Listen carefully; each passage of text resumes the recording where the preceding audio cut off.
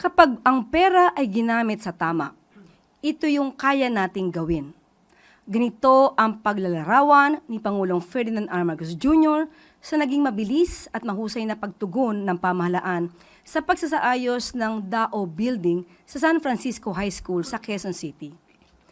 Personal na ininspeksyon ng Pangulo sa DAO Building noong Miyerkules, halos isang taon matapos na masunog ito noong June 15, 2025.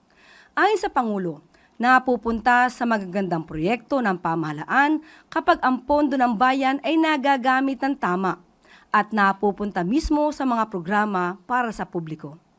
Mula nang masunog ang gusali, agad na ipinag-utos ng Pangulo kay DPWH Secretary Vince Dizon na pabilisin ang pagtatayo ng kapalit ng building.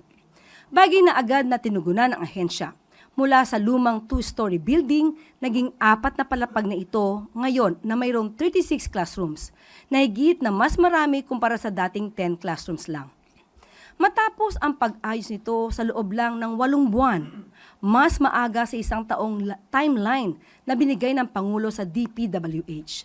Mas matibay na rin ito na kaya hanggang magnitude 8.4 earthquake.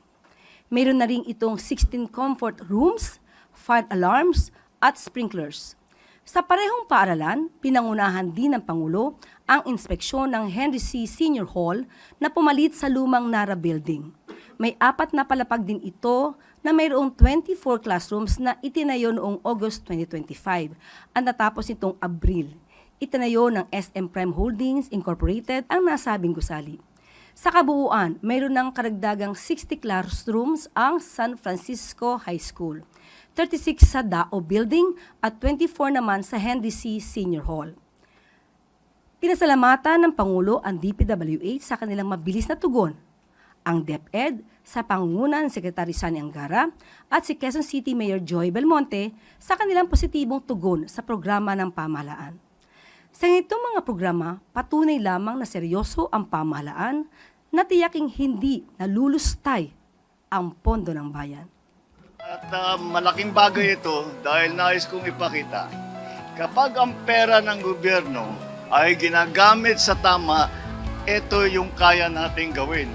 Kaya natin magtayo ng 4-story, 60 classrooms ng 8 months time. Basta pumasok sa proyekto ng tama, ay ganito ang ating nagagawa. Patuloy natin gagawin yan at patuloy natin titiyakin na ang pondo ng pamahalaan ay napupunta sa mga proyektong kagaya nito. Grateful to all those who are involved in this, sa public works, sa DepEd, of course in the local government, and we're working together. Makita naman talaga ninyo what it is that we can achieve as long as the money goes to the project, not into people's pockets.